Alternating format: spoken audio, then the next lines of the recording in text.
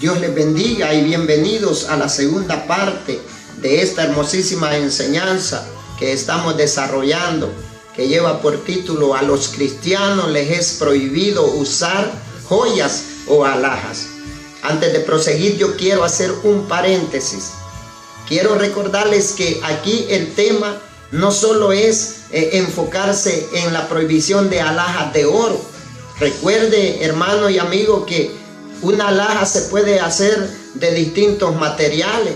No solo de oro se puede hacer una alhaja, se puede hacer una joya de plata, de cobre, aún de piedra se puede hacer. Y la Biblia es abarcante en cuanto al tema. El tema aquí es no usar alhajas, independientemente de qué material se haya hecho dicha alhaja. Aclarando esa situación, prosigamos con el tema. Quedamos en la primera parte de que el apóstol Pablo está en una posición de que la mujer de Dios, la mujer que ha sido renovada por el Espíritu Santo, necesario es que externamente muestre una actitud de humildad, como a santas mujeres que profesan fe y piedad. Y también decíamos que el apóstol Pedro, que es otro de los grandes baluartes, de las columnas fuertes, donde Jesús dejó el solidez de su iglesia, también él está en el mismo criterio. No dudamos que el mismo Espíritu que le reveló tal verdad a Pablo, también es obvio que se lo revele a el apóstol Pedro. Hermanos, vamos a confirmar la posición de Pedro en la primera carta, capítulo 3, versículo 2 en adelante. Leamos la Biblia.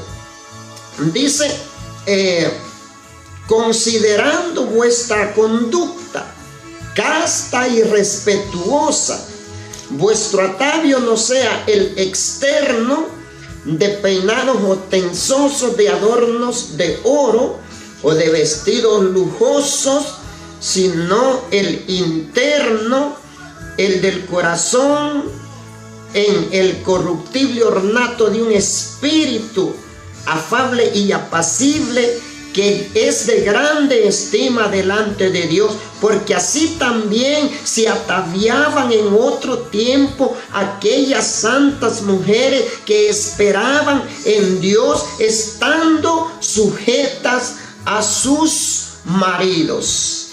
Aquí también, hermanos, la posición del apóstol Pedro es exactamente a la del apóstol Pablo.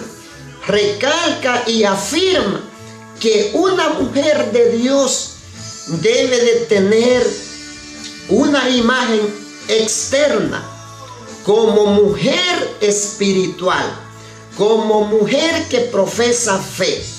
Y ya vamos a ver, hermano, el por qué tanto Pablo como Pedro hacen mención la importancia que las mujeres que sirven a Jesús anden externamente diferentes, aquellas mujeres que andan alborotadas, aquellas mujeres que andan pintadas, aquellas mujeres que andan su cuerpo lleno de alhajas.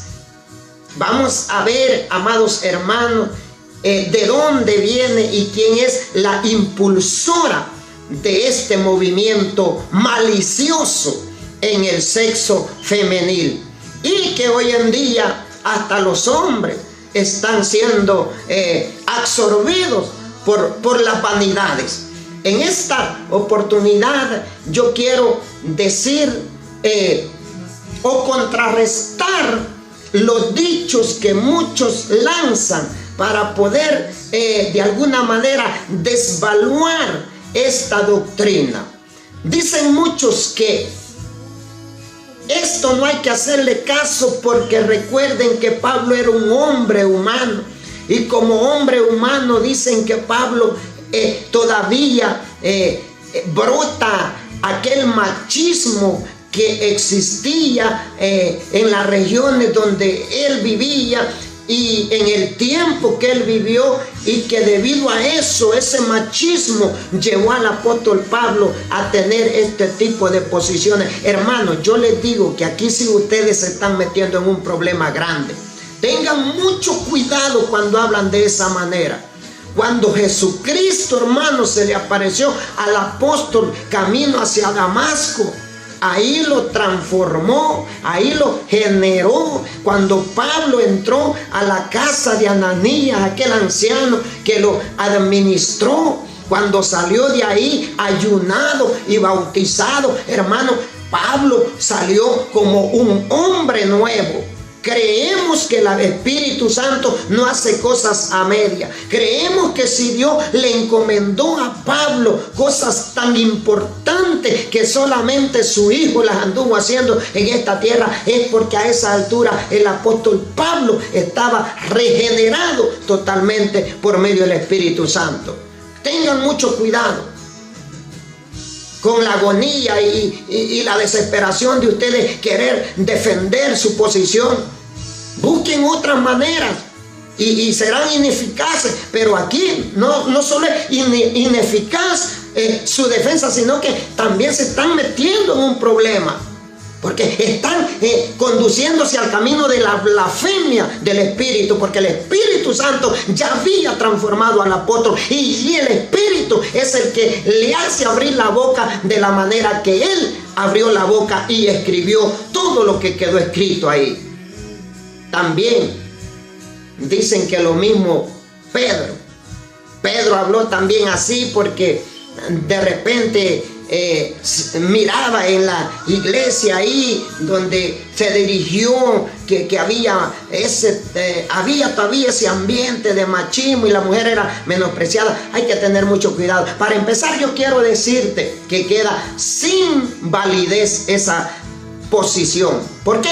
Porque las cartas del apóstol Pedro no fueron escritas a determinada iglesia como la mayoría de cartas paulinas que iban dirigidas a cierta iglesia. Y aunque iban a cierta iglesia, la iglesia de Jesucristo las ha abrazado y la aplicamos porque sabemos que toda la escritura es inspirada por Dios. Pero Pedro escribe sus cartas universal, es decir, que esas cartas del apóstol Pedro quedaron escritas para que todo individuo, en toda dispensación, en cualquier tiempo hasta la venida de Cristo, pueda tomarla y pueda ponerla por obra.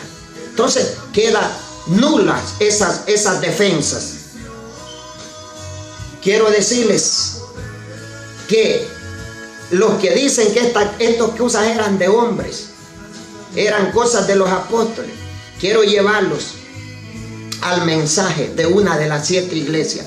Que ese mensaje no fue revelado por hombres, queridos amigos, queridos hermanos. Ahí es un bombazo letal del Espíritu Santo a tu vida. A ver si ese corazón duro se te va poniendo blando hasta llegar a ser de carne.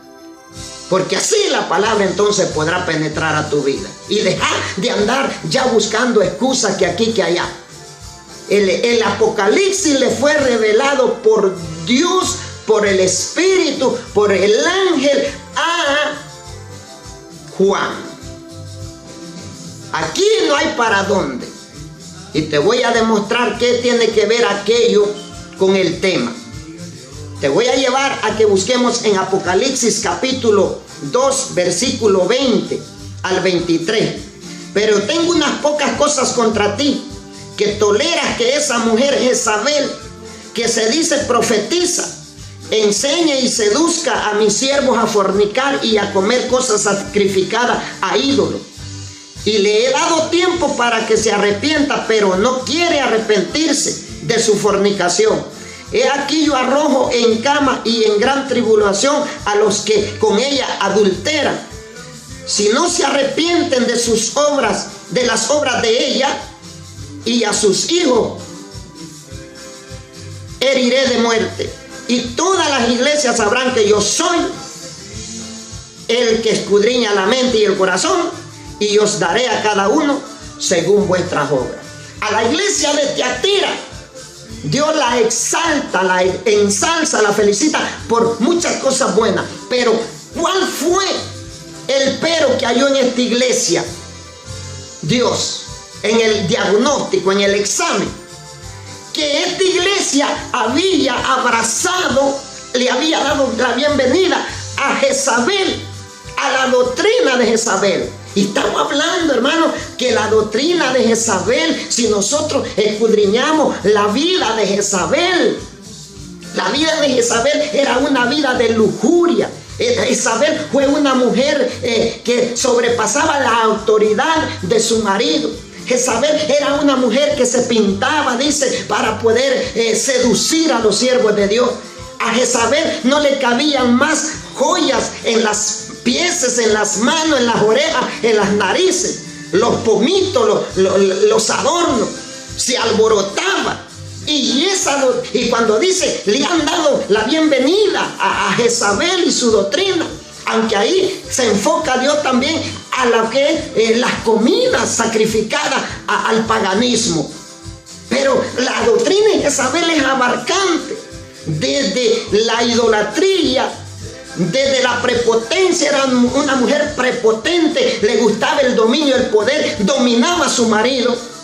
Desde la falsa profecía, porque ella había acomodado un montón de profetas y los alimentaba bien y los tenía bien pagados para que profetizaran cosas que al oído de ella le agradaban. Y también era una mujer pionera en cuanto a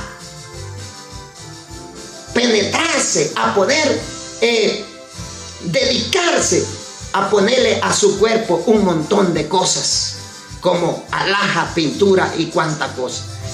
Y el mensaje de Dios a la iglesia de Tiatira es que le habían dado la bienvenida a la doctrina de Jezabel. Examina, querido hermano pastor, ministro, cómo está tu iglesia.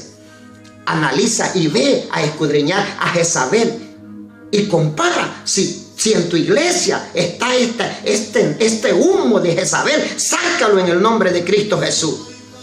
Hay otros que dicen, no, pues yo me pongo oro porque las calles de oro en el cielo, la ciudad es puro oro.